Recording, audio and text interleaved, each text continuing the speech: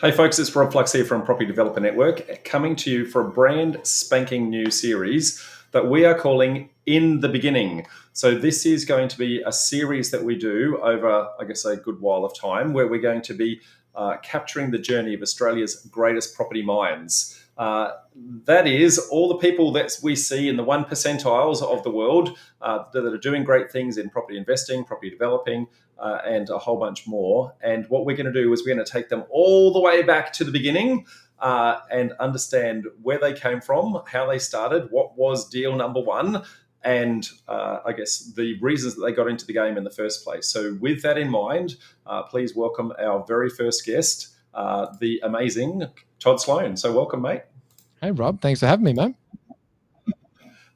Mate, so for those people who don't know you, I guess you've been in property for a little while, but they probably know you most famously for your podcast, which is called Pizza and Property.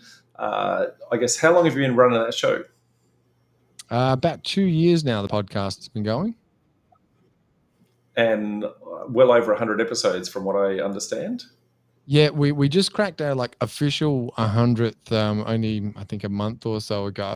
But because we do the weekly slice as well, that got introduced probably about halfway through. So I think we're up to around 150-ish if you put them all together. So what's a weekly slice? We're talking about pizza, and I see all the pizza boxes behind you. So what is a weekly slice? That's what T-shirts get delivered in. But a weekly slice is basically it's just this little bite-sized episode. So a normal episode, what I call them like LFEs, like long episodes, they'll go anywhere between sort of 35 minutes to an hour. I've had a couple that go over an hour, but realistically, normally in the kind of 30 to 45 range. But sometimes you don't have enough time to listen to an entire episode. So I thought, what if you're just doing the dishes? What if you just taking the dog for a quick walk around the block, whatever it is. We wanted to start producing something that was just straight to the point. It got the facts out there, but it was under 10 minutes. So that's the criteria for a weekly slice. Like, it's never going into double digits, and they normally run for anywhere between sort of 7 and 9 minutes. Very good, mate. So over 100 people so far. I guess, what are some of the standout episodes, whether they be people, lessons that you've learnt, that sort of thing? Probably more like lessons. I mean, we've had some awesome people on the show, don't get me wrong, but it's like we had this one which was with Fane Levy. He's a broker in Sydney, and it was about how many properties can I buy on the average wage. And I just thought it was such a cool topic to really start unpacking. Took all of the fluff and everything out of it, and it just got down to okay, well, these are the kinds of assets you need to buy. This is how much you'd need to be earning. This is what you need as a deposit. Sort of broke it all down piece by piece, and I think it gave people a really what it would actually take, which I can't go past episode number 100 though with Chris Voss.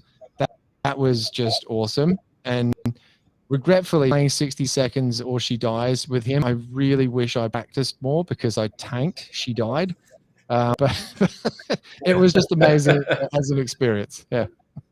So what is 60 second? What is the game? So for anyone that hasn't heard of Chris Voss, you need to check out this man's book. It's Never Split the Difference. He's an international best-selling author.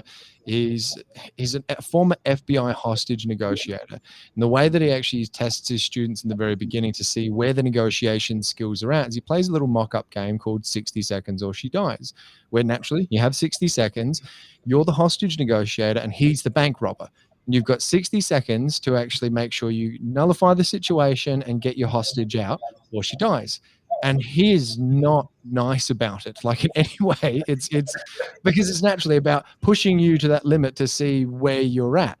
And yeah, I just kept saying dumb things. And my big mistake is I was watching the clock, and he told me off for that later. He's like, that's the worst thing that you can do. And then he started breaking down why it was bad, how time frames work on our minds and our expectations. And yeah, it was just a phenomenal experience. Yeah, so I've watched a couple of. He runs a mini mastermind session. I'm trying to remember what platform that's actually on, but I've actually watched some of these sessions. Yeah, it's actually on Masterclass. So proper Masterclass, like with the ones with Gordon Ramsay and Natalie Portman and all the best in the world. He's on there, so he's quite respected in what he does. Absolutely, very good at it. So yes. Mm. Okay, mate. So podcaster. So that's where people know you, but that wasn't where we started. So we're going to take you all the way very back to the beginning, I guess, as we unravel this. But let's, I guess, qualify you at the moment as to some of your property experience. So currently 5 plus properties at the moment, which puts you in the 1 percentile of all of Australians owning property at this point in time. So only, I think, from the last census that was actually done, only about 8,000 people actually sit into that category, mate. So congrats and kudos for that. Awesome. And it's amazing that there's only 2% of people that only have 2 properties or more. We tend to find that, and the reason being that a lot of people actually go in through a negative gearing type approach, and I guess they keep hitting these, artificial ceilings with their borrowing capacity and the like. So, so kudos for you to get there. Plus, you're a real estate agent, so you've got it going on in all sorts of places. Yeah, I don't know about going on in all sorts of places, especially as a real estate agent.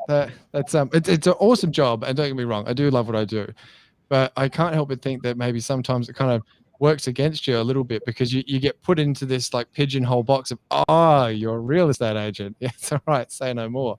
When I feel that I actually didn't become an agent for such a long time. I should have done this job for so much like more than I have. I've been doing it for almost 7 years now, and I should have started more so in my early 20s. But I just had these really negative experiences with agents, and I was like, I don't ever want to do that.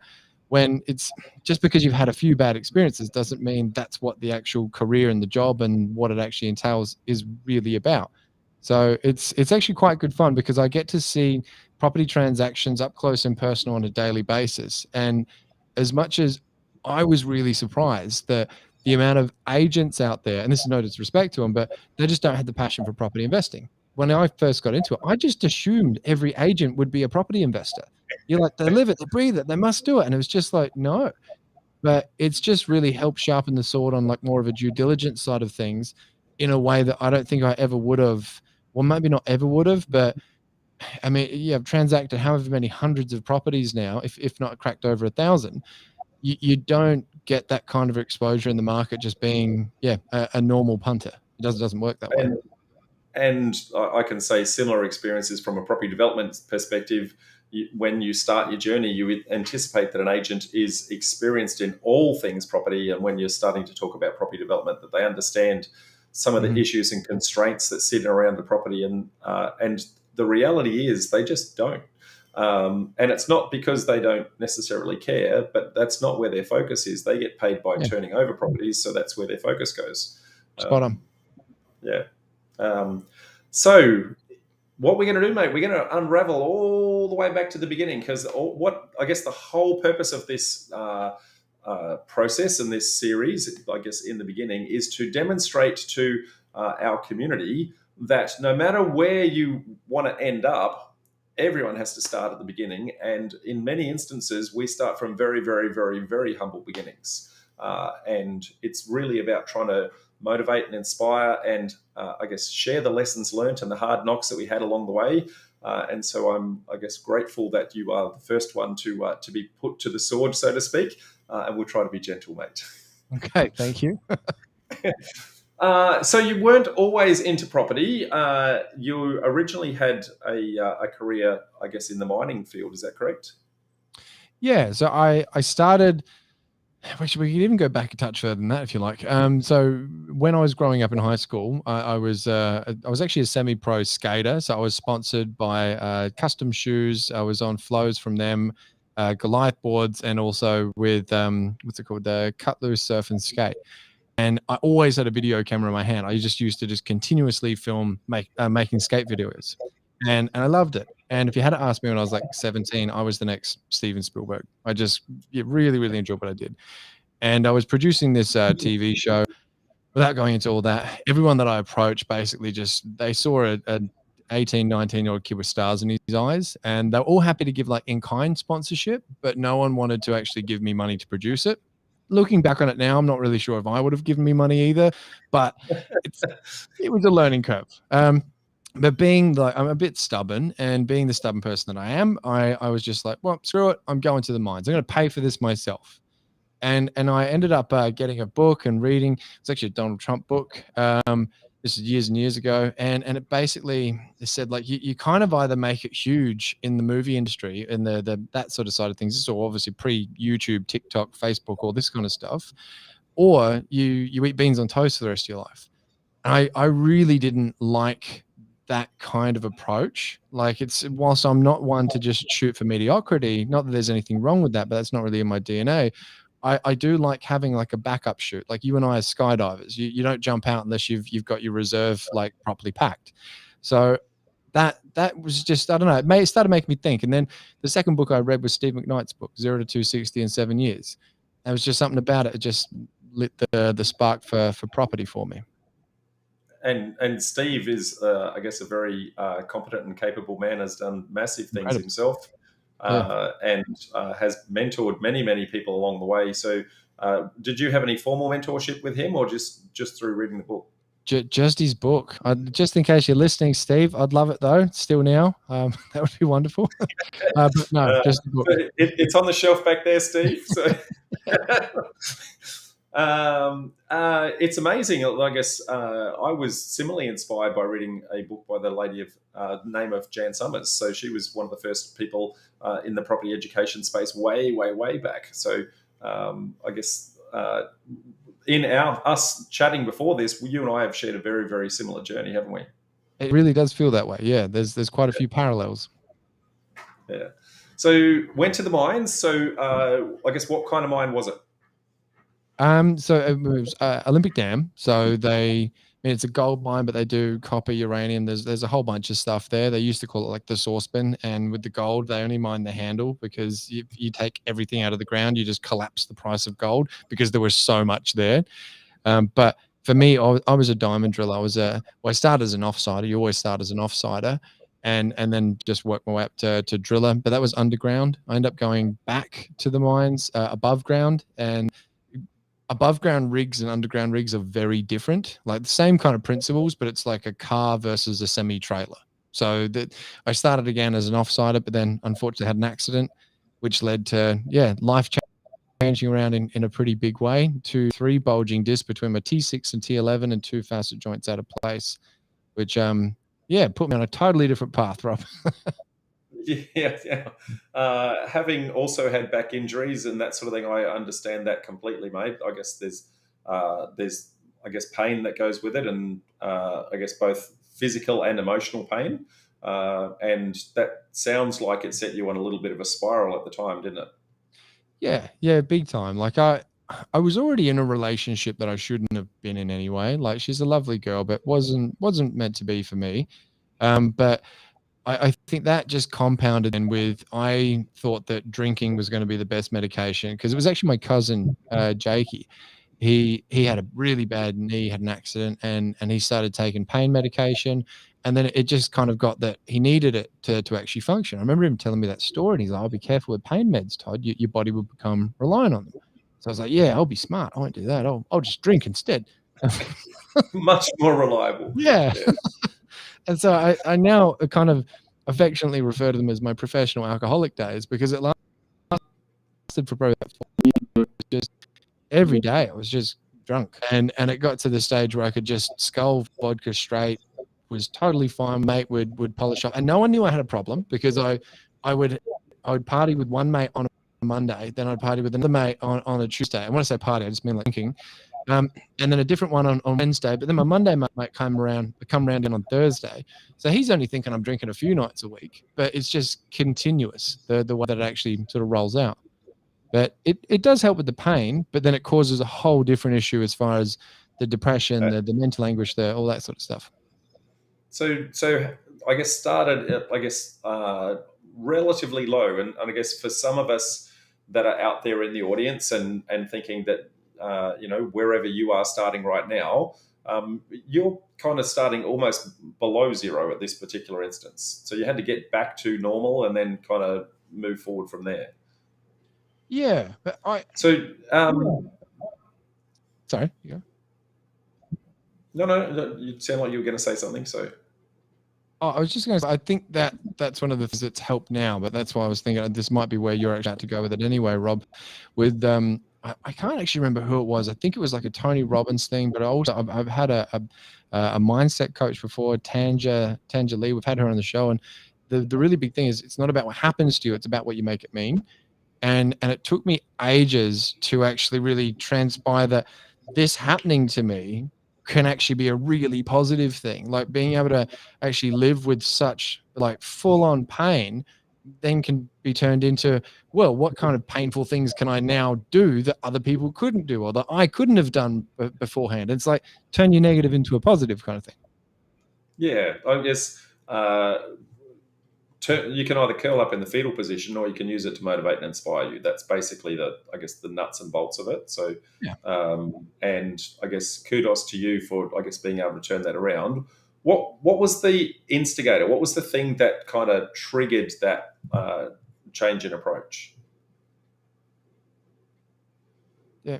Oh, it's probably a few things, but the biggest one would probably have to be when I started walking properly again. So I could always walk, but I walked with a really bad limp. I had to walk super slowly. It was just really, really painful. Running was just not going to happen at all. And it was because I got these cortisone injections because every physio was just like, hey, this is how life is now. Get used to it. But then I finally found this one physio, Dr. Chris Brown, and she was wonderful. She was the only one that was like, oh no, we can do this. And basically in a cortisol injections into this, which then didn't fix it, but freed up enough pain for a short period of time that we could then do some really intense physio that there's no way I would have done without it. And I still remember this time I was walking along. It was actually by the courthouse, not because I was going to court, just because I lived grocery shopping. And I remember thinking like, it's not hurting as much today. Like I'll try a little bit more normal. And surely enough, started walking normal. This overwhelming emotion, because you got to remember before you kind of just walking like I had a disability that way, because I guess I did have a disability. Like the Hunchback of Notre Dame. Yeah. Kind of, yeah. And which for like a 26-year-old young guy is not, that's not how it should be. And some of that was otherwise always as well. But yeah, and I remember my sister called me at the time. I was just like overcome with emotion. It was just like sobbing through the tears, telling her I can walk properly again. And the first thing that came to mind was this walk from, I talked to a mate about this, Justin, who's actually about to come around for dinner after this. We were walking the Southern Expressway one day because we just thought it would be funny. And for anyone that's not from Adelaide, the Southern Expressway is just over 18 kilometers. And we just thought, that'll be a laugh. And so we got a bottle of Southern Comfort each, because we worked out like the weight to alcohol ratio plus the drinkingness of it, because we were like probably 18 at the time. So we didn't want to drink straight spirits, but we didn't want to carry a carton of beer. We put thought into this, Rob. Like, we're not idiots. It's science. Yeah, exactly. And so we're about half the bottle of Southern Comfort in. We're absolutely sloshed, and we started talking about it, going, wow, we've walked like 10 Ks or something at this stage. So this is pretty far. And because none of us were like footy kids or anything, we didn't run lots or anything like that. We were all so impressed with our efforts so far. And it was like, wow, what if we could walk to town? Or what if we could walk to Port Pirie, which is like 300 Ks away? And then I don't actually remember who said it, but I think it was like, well, what if you could walk to Melbourne? And it just stuck with me. This forever. I'd always talked about it, and I'd always been like, yeah, imagine if you could walk to Melbourne. And then so that thought happened when you're 18. Yeah, I reckon you were 18. And then it popped back into your head at the courthouse that day when you started walking again. Correct, because like there was multiple times I'd remembered it between them, so it wasn't like I had that and then it just popped back in my head. But I asked Justin because he had shingles when he did it, so I'm sure he'd remember that. But when I had that thought, I just quickly went back and I Googled like walk from Adelaide to Melbourne, and there's Eliza Bartlett came up, who's an absolute superstar. And I quickly messaged her on Facebook and I was like, hey, this is really random, but I'd love to walk from Adelaide to Melbourne. Like, can I talk to you? I've seen you do it. That's really amazing, blah, blah, blah. And she's like, oh, I'd love to have a coffee with you, but unfortunately I fly out to India tomorrow. She was going on this big holiday. She's like, I'll talk to you when I get back. And we talked when we got back, and she gave me all these different tips on endurance and what it does to your mind and your body and all that kind of stuff. And It was really, really valuable talking to her. But otherwise, that getting back to your original question, sorry, talking rabbit holes, mate. That was probably the first little trigger point to like, it's changing for me. But then there were several others along the way, but that was probably the first one, because then once I did it, naturally there were a lot of roadblocks, but something that just seemed crazy and impossible then was possible. It was doable because it was done. And then you can't help but think, well, what else did I think is like not doable that is actually doable? I think I'm getting a little echo there. Can you hear that? Yeah, sorry, mate. Yeah. Yep, keep going. That was my fault. I hit the wrong button. Yeah, but yeah, you just start thinking about what else is maybe just an illusion that you can't do it. What else is there that you've been telling yourself for years, going, no, that's for other people, and it's like, well, it's only for other people if you don't do it. Otherwise, yeah, you'll never know. Absolutely. So, so how old were you at that point in time? Walking from Adelaide to Melbourne? Yeah, or the decision to actually do that. I reckon I trained for about 6 months, and it was 24. How old am I now? I'm 35. November the 3rd, 2014 is when I did it, and it was 6 months before then. So yeah, April-ish, something like that, May, April, and 2014. 2014, and it's only 2021 now, so we're really talking 7 years ago. So you've turned yourself around that quickly in 7 years, which is quite an impressive feat, mate. Yeah, okay. I don't like that, but yeah, sounds good when you say it that way. Well, remember, we're here to inspire others, so of course it's good. So tell us a little bit about the walk. I mean, that's a long way. Like, I don't know how many kilometers that's going to be, but that's got to be I think you gave me an analogy. I think you called it the million steps to Melbourne or something like that.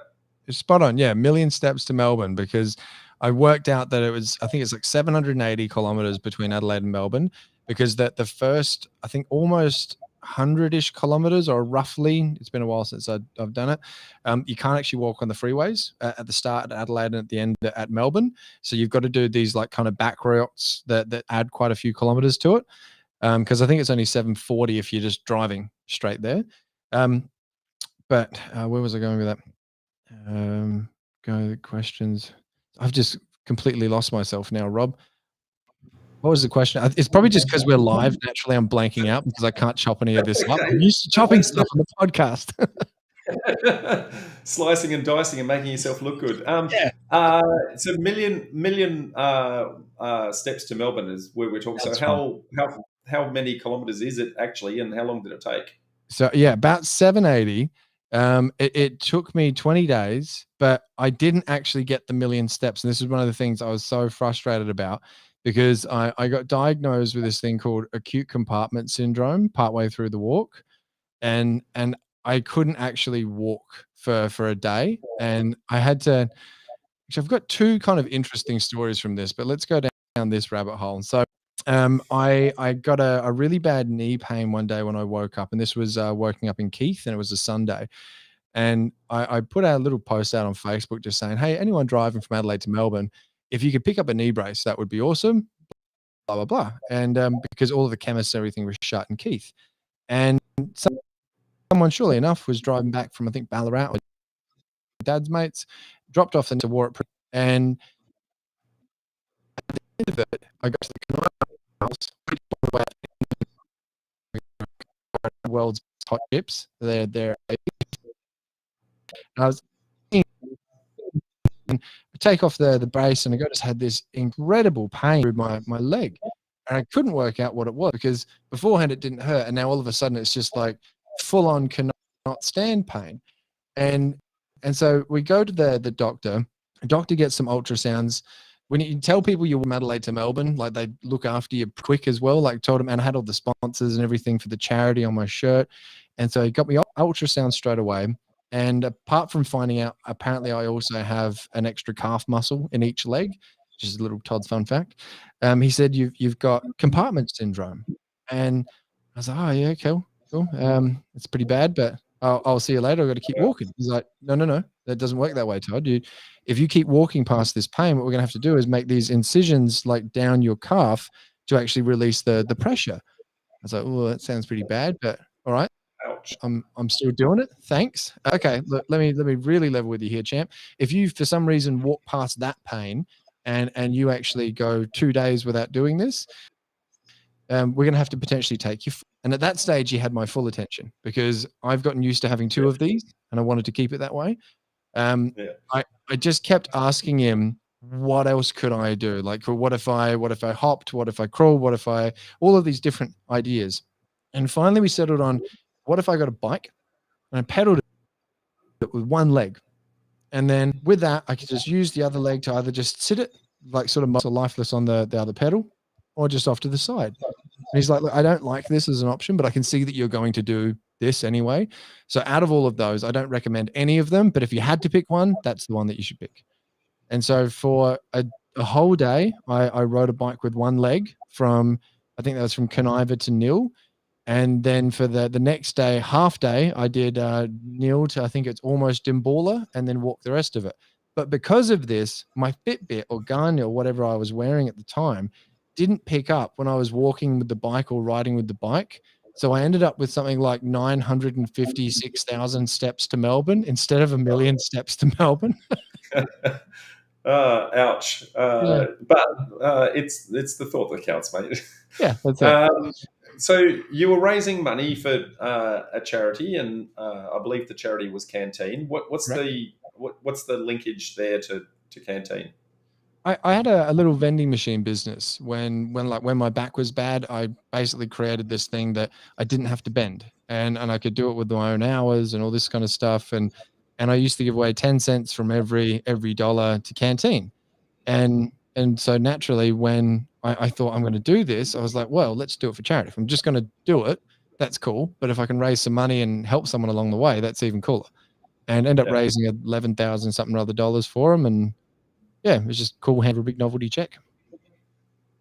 Yes, which I've looked into big novelty checks. You can actually get them printed for about $200, but you take them into the bank. The bank doesn't like them. Yeah, so good for photos, not much more. So I guess at the end of the walk, so I guess you were inspired to do the walk in the first place. I guess in getting over your pain. What did that trigger in you? What was the switch that turned on from that moment?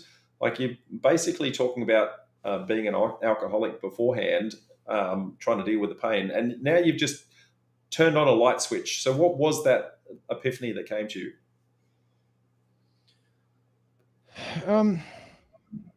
Like, are we talking before the walk? We're talking post walk now. No, I'm going to say post walk. Either. I mean, if there was an epiphany beforehand, but either one. I guess, what was the bit that turned you around? Like, I can anticipate you go, well, once I've done this, I can pretty much do anything. That's kind of where I'm, perhaps as a layperson seeing it, but hoping that there was something in your end that was that kind of switch. It was, and this is where I wish that it was just this upward trajectory from there. But for some reason, I still needed to make a few more silly decisions. So why don't I fast forward to it? Like, Alfred Hitchcock said that a movie is just life with the boring bits taken out. So how about I'll try the same approach. I'll take out the other just little bits of smush that no one really cares about. And I ended up moving in with my brother, and we tried to renovate a house together because he's a builder. I thought, he's a builder, I'm an agent. This will work really well. I've got a lot of enthusiasm for property. And all I had at that stage was just my apartment in town. And it didn't work that well. Not that it was bad or anything, but we communicate very, very differently, which just kind of didn't gel nicely. And I think one day I just kind of realized that I'm sleeping in my little brother's spare bedroom on a mattress on the floor. I'm in my 20s. Like, what am I doing? Like, this is not how I intended life to be. And that was one of the other things that just made me, but then I turned with a mate. And again, totally justified. Just everything was justification. And it ended way too much money. And I went backwards the other way to go, no, this is too far. As much as you need that self-worth and you need to go, yes, I deserve good things. How you actually go about creating that lifestyle is going to be very different for how long that lifestyle, but also what you actually have to do to maintain that lifestyle. That was probably the really big switch where I what I'd learned from Melbourne, like, and when I returned to going, well, what else can I actually achieve in property investing? And I ended up selling my apartment in town. Whilst they might be great investments for some people, for me, it didn't work. It was just I had it for 10 years. I bought it for something like 280 and sold it for 350. Like I technically really, when you pull everything else out and what it costs, everything, I really, and I took the little bit that I had and then end up buying a regional property. That was my very first renovation project, almost developing because someone had trucked a house and didn't connect the services. There was no septic tank, no power, no water, no anything. It was just sitting there, which made it really tricky to find, but it actually made it a really, really good buy. Long story short, with that one, I bought $60,000 because at this stage, I wasn't just a retainer. I didn't take off straight away. I struggled the first probably year or so, probably even a little bit more, because I was grading houses a bit. As soon as you have an investor and I could chat investing with them and I was really passionate and knew what I was talking about, but I struggled myself, which is called a listing presentation. So when I'd sit down with a client, finding that balance between the chest beater that no one to talk to that person that is like, so, oh yeah, I guess we can do it. You've got to kind of mix both of those together. Be calm and confident enough, but not sort of over too far the other way. But anyway, back to the thing. So 38,000 a year. I didn't really have too many other choices. So I bought that for 62. I think I spent something like 30 on it. Then got it revalued for first 125, then 150, and it's recently just been revalued again for, I think it's just under 200 now. So, I mean, that's not quite tripled in value since you bought it. So that's not a bad start, mate. So it just goes to show that, I guess, where you can't get affordability straight away, that you just have to be a little bit creative and go out to places where it can work. Yeah, exactly. So we skipped one step about how you became an agent. So what got you into that property realm in the first place? It was my dad and needing a job to the point where I was like, my dad wasn't an agent, but he was the one that kind of pushed for it. Just going, you really love real estate, and like you like talking to people, all the normal stuff that someone says to you before you do any kind of job. It's like, oh well, you're good at this and this. Why don't you give it a go? And I just didn't want to do it because of my past negative experiences with agents. But then I thought, well, I kind of have to give something else a go because the vending machines were boring me. Like I ended up selling that as a business. But I just woke up one day and I was like, I make people fat for a living. That's my job. Like everyone says they want the healthy, and I'll tell you that the hot tip as well. If you got a vending machine at your office and you tell the guy, hey man, can you put in some healthy stuff? Buy it, because otherwise it just sits there. Like no one ever buys it, but they all ask for it. Yeah. But anyway, Dr. Pepper and Kit Kat Chunkies were actually my best sellers. People loved them. And I just didn't really feel like I was contributing anything. So I thought, I got to do something in that space. And because I always had a passion for it, the idea was just to do it for a little while and see how it fit. But yeah, so far it's fit pretty well. Very good. So, that was back in 2015, I believe, that you became an agent. So got a few years under your belt now. So, and I'm sure you're getting a few more listings than you were at the start. And I guess a bit of a reputation also, I guess in a good way, not a bad way. So did your podcasting side of things help with that, or were you getting that momentum well beforehand? Funnily enough, not really, because and if you ever listen to my show, like if anyone listening right now, has listened to it, or if you're going to listen to it, you'll know that I don't ever say, hey, come sell your house with Todd. Because I never wanted the platform to be like blatant self-promotion for me, because actually the biggest reason behind it is I wouldn't listen to that. I remember just thinking, like, if someone was just kept talking about how awesome they were and I should do business with them, that would turn me off. So I thought, well, let's just sidestep all of that. And I used to do it with a mate of mine. I said the same thing to him, like for his profession. I'm like, can we not plug you? I won't plug me. Let's just genuinely get amazing people on and pull out all of the cool things that they've done. And so I probably could cash in on that more, but yeah, it just doesn't quite feel right to do. No, integrity. So it's more add value, add value, add value. If you keep adding enough value, people would just want to use you. That's kind of, Yeah. I guess, the approach that I've always taken. It's always been quite successful for me, and sounds like you're very much the same, mate. Okay, so you started, I guess, buying your first property, the regional one. You said you were inspired by Steve McKnight in I guess picking that one up. You gave me a little bit of an anecdote the other day when you went to go get property number 2, and your mortgage broker said, you're going to struggle with that. So what happened there? With property number 2, well, I'm not actually familiar. What anecdote did we talk about? Well, where he gave you an epiphany about serviceability and how you could actually become a little bit. Get a little bit more. Were you talking about how we used to play around with the calculators together? No, but that sounds like an interesting story. No. I was trying to let you lead into the story, mate. But no, where you said that your broker suggested actually moving in with your mum. Oh, yes. I'm sorry, Rob. Yes. So basically, we were talking about this, and I was talking about serviceability, and it was actually this is where I'm getting stuck. Sorry, that was on property number 3. My mistake if I said number 2, and he basically said, look, if you live with your mum, then we can get you much better servicing. But can you just get her to sign a piece of paper? And I was like, well, what? Explain it to me. And basically just said, yeah, blah blah blah blah. This will make your living expenses go down. I'm like, well, what if I actually live with mum? He's like, well, yeah, you could, but then you'd have to live with your mum, and you'd probably not the funnest thing to do at your age. I'm like, yeah, no, I reckon I can actually make this work. And I just thought, well, if I move back in with the folks, it's the most unglamorous thing you can do. But it was actually kind of a little bit of a Gary V moment of that whole just do it. Like, stop whinging, stop bitching about, oh, I wish I had this, I wish I had that. Do the things that other people aren't prepared to do, so you'll be able to get the things that other people might not be able to get.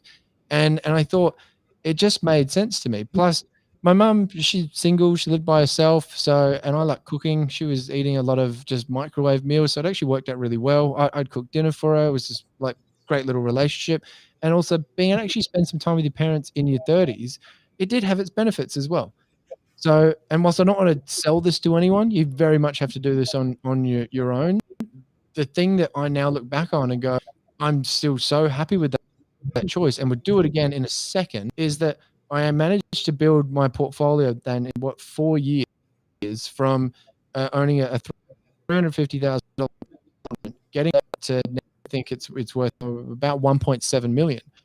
And I'm not on 500-600 a year or anything crazy. Like I earn reasonable money, but it's still, I've been able to do that because I've been able to borrow more. I've been able to save so much more as well. Everything just back into real estate.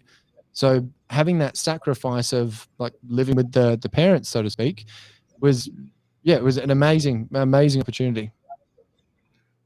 Which is, and whether it's living with your parents or otherwise, sometimes going backwards to go forwards is actually a very smart move, and a lot of us are reluctant to do that. We want the glory of the nice lifestyle and that sort of thing, and we pay the price of that through, I guess, larger loans and larger rentals and things like that, as opposed to just swallowing our pride and tuck it in. So, yeah, but so that's clearly turned that around. Now, the properties that you've done, you've I guess got a number of them. Each time, from my understanding, you've gone and added value to them in each instance, haven't you? Yes. Yeah. I don't sit still very well, and it's one of the reasons I don't like the idea of shares, even though I own a few shares. That's why it's not my focus. Because like the analogy I always use is, you can't buy shares in BHP and then just go and chuck your cap on and dig some holes as well, guys, and add some value to the company. It doesn't work that way. And I love that about property, that you can go, okay, I'm investing this, and the market forces, if I've picked it right, should help with that capital growth, and the cash flow should be good, rah, rah. But I can also jump in there and do some sweat equity as well to then hopefully pull that, bring that equity up another 40, 50, 100K, whatever it is, to then get into the next one. I've always loved that. And force value onto it. And just because you mentioned Steve McKnight, I guess in reading his books way back, he was one of my first pseudo mentors. I didn't actually have him as a formal mentor, but I guess studied under one of his programs. It was all about add the value, but do it at the start of the process, not the end, which always baffled me, because every time in the past I'd gone to renovate a house, it was always at the end, just before selling it. And Steve's logic was, well, if you do it right at the start, you're instantly going to be able to revalue the property. You'll be able to pull that money out, and you're going to improve the cash flow from a rent perspective, and I guess have much happier tenants all in the same go. So is that kind of the approach you took? Kind of renovate right at the start? And yeah, 100%. Every time, apart from not the one I'm doing now, because it was straight away. As soon as I got the keys, I smashed the wall out. Like I was straight into it. But the one just before it was because it was tenanted. And I couldn't. So you try renovating with the tenants living there, it's a bit tricky. Yeah. So absolutely. And you've done a mini development on your last one. My understanding is that you've gone and put granny flat and turned that very positive geared. Yes, yeah, incredibly positively geared. So that was a 10-day reno, which me and Bianca, my other half, did, and that it was one of those things that you can now look back on quite proud and be like, oh, that was pretty cool. But at the time, that was like, this is a terrible idea. This in 10 days. But it was all the time that we had. And we basically just worked like 14 to 16-hour days. So combined, like both of us working like that, we basically put in about sort of 300-ish hours in 10 days. And the whole place around, I still haven't actually got that revaled yet. I think that's going to be at least 100K uplift in equity, possibly 150. So it was worth 10 days of suffering.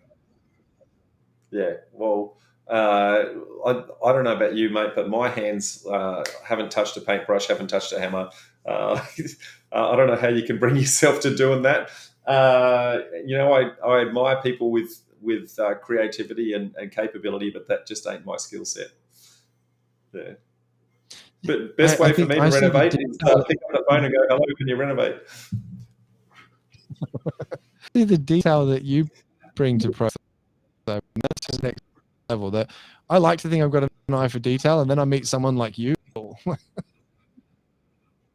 I think it's more looking at what is the skill that you bring. And I worked out very early on that my skill was more in the overall vision of what can actually happen, rather than the low down detail of actually making it happen. So by project managing people to make things happen, I guess get the people who are very good at it to do the work, and I'll sit back and I guess just coordinate things. So I wouldn't say that my skills are any better than yours. They're just at a different spot.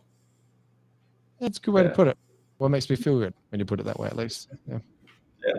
Yeah. So okay, so now at this point you're starting to crank along in your agency. You're starting to crank along with a few properties under your belt and that sort of thing. And then you, I guess, went to create the podcast. I think that was way back in 2019 or thereabouts. What was the epiphany or brainwave that made you, I guess, kickstart that? So I was producing this show, or trying to actually produce this real estate show. I think it was called Your Property Show or something along those lines. And I built this whole set. And again, it was in Mum's garage, which was actually where Pizza and Property started. It was actually in Mum's back shed. Because I remember I always used to sort of laugh at that, like interviewing people that are in my mum's back shed. Like it was just gave me a little bit of a giggle. But it was really cool. Like the whole idea, the set and everything. And I invited my mate around. I was like, hey, check this out. Do you want to sort of do something with it? What are your thoughts? And we started playing with it together. We just kept having all these different technical difficulties. And it was because neither of us really had the time to fully focus on it. And he was the one that actually said, "Look, why don't we strip it all back and just do audio?" And I was like, "Oh, you mean like a podcast?" He's like, "Yeah." And then what we can do is add to it. Once we master the video, then we want to do we'll just make the video even better and basically get to it instead of continuously having these speed bumps. I thought, yeah, great idea. I was just overcomplicating it. Let's simplify.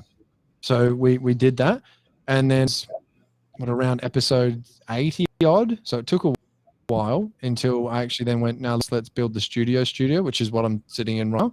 And also just because it cost a fair bit of money to actually produce a proper studio.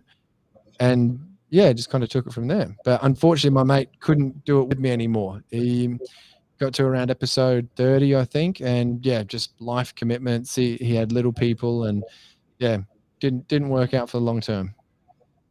Understand. So, why the name? Why pizza and property? Two favorite things. So there's a bit more to the story, but that was how it came about. I wish I could actually remember the pinpoint, but that's roughly like from when we're discussing names. It was just like, well, we love pizza and we love property. Let's pizza and property. It kind of made sense. But the more we talked about it, the more it was like, well, it's also kind of a bit of a metaphor of like the two important things in life. Like the pizza is supposed to represent like the fun sort of, these are all the things you want to do. And then the property is the things that you should do. It's the responsibility, but put them both together, and it's wonderful because I know lots of people, unfortunately, that just take the pizza option in life, and that really doesn't lead you anywhere good long term. But then I also know lots of people that just take the property option, so to speak, and then to a certain extent, it's yeah, it's like what's the point? It's so pizza and property. It's like we need to make both of these actually come together. Very good. And my understanding is the first couple of shows you actually started delivering pizza to your guests. We did. I was quite disappointed when I didn't get pizza when I was on your show. I remember that. So I guess what stopped the pizza being delivered, mate? The chewing in a microphone. If someone's like, "Oh, well, the suburb," it didn't sound good as a podcast. I guess if anyone wants to hear, I guess how many episodes until you actually work that little tidbit out? None of them actually got aired. They were in the technical difficulty part. So that was all done over, I don't even think we're using the Zoom now. I think that was even Skype. But yeah, and Ben Clarence was actually the one that tipped it off. And I think he was like episode 3 or 4 with us.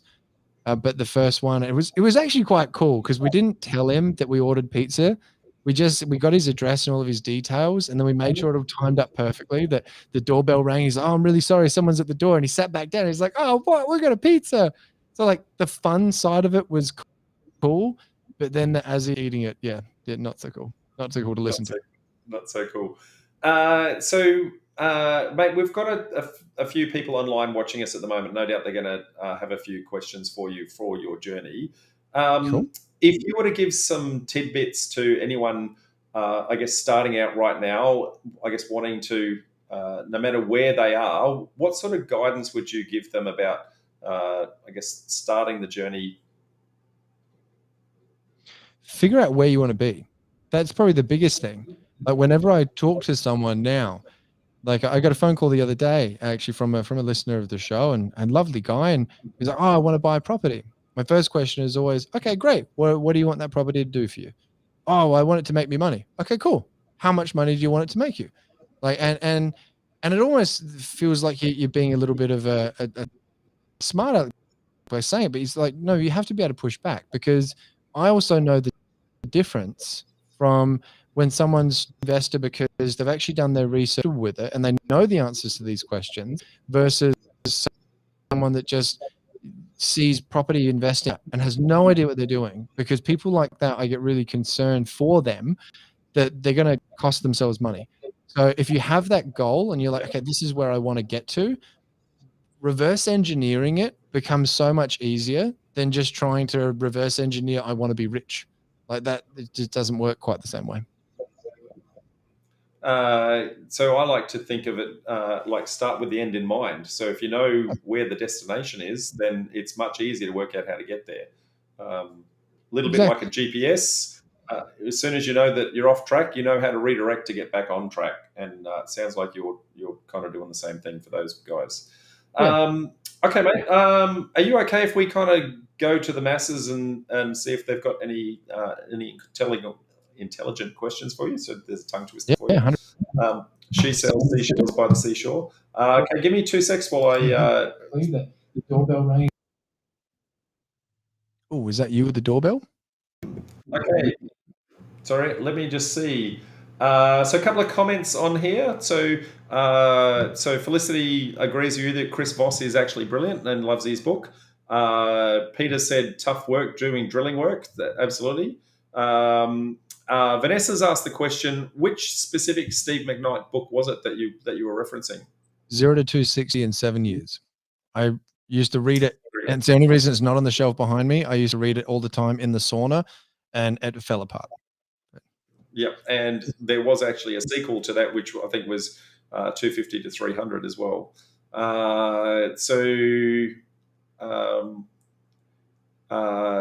David McGregor's got a question. What is the message in the mess? I don't quite understand that. Are you talking I'm about, not quite sure.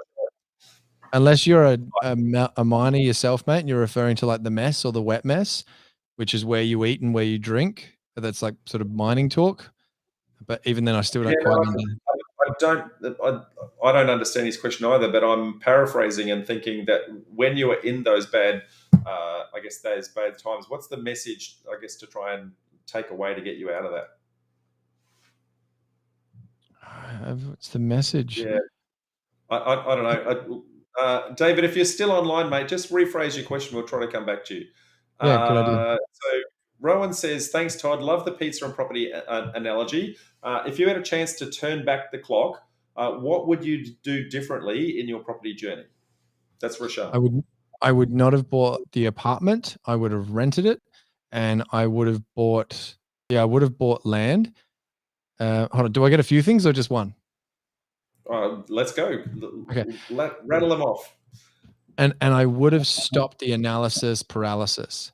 So, like the episode that I just uploaded today, I talked about how property investing is kind of like you think of the body, the heart, the heart, the brain, the lungs, and how they sort of all relate to each other. And the analogy that I used was like the heart was kind of like the finance of the deal. You need to make everything come together. The brain is the know-how, how to actually put everything together, and then the lungs are like the chutzpah. It's like the actual get up and go and actually pull it all together and make it happen. I had the heart, I had the brain, but I didn't have the lungs. I didn't have the chutzpah. I was always too afraid to pull the trigger. So yeah, I'd quicker. Yeah, very good. So David has responded saying it wasn't actually a question, it was more of a statement, which is why we didn't understand. So that's all good. Cool. Gemma says, do you have a formula to work out how much to spend on each Renault? No, I wish I could just copy and paste and like send something to you, Gemma, but no, everything is very individual because I look at it as to what's the market actually want. I don't ever want to renovate past market expectations. I always want to take things to market expectations. And that's how I'll always look at it as like if all my comps are, let's say, 500,000 and I've bought the property for 350, well, then I want to make sure that all of my either sales costs, if I'm going to sell it, or just holding costs and everything still add up and still come to a figure that I'm comfortable with profit wise. But there's not like a specific rental formula. Sorry. No. And mate, that looks like it's the last question in the queue. So personally, I want to thank you for, being open and, going all the way back to the start and revealing a little bit of your soul. It's been inspirational for me. I've had the privilege of listening to it twice now and had a little bit more, color to some of that may not necessarily have made it to air. But it's been an absolute privilege, and I want to thank you for, being able to share that with our community. What parting message would you like to give them with regards to any guidance and any advice about how to start their journey? Just get smarter and get it done. There you have it, folks. And with that, I'm going to say thank you very much, Todd. It's been an absolute pleasure, mate. And we'll see you, I guess. When am I seeing you next? I don't think know. you and I've got an episode coming up soon, but I'm not exactly sure. Yeah, all good. Either I'll way, put my calendar nearby. But thank you so much for having me on the show, mate. mate, it has been an absolute See you later. privilege. So thank you very much. Talk soon. Bye, folks.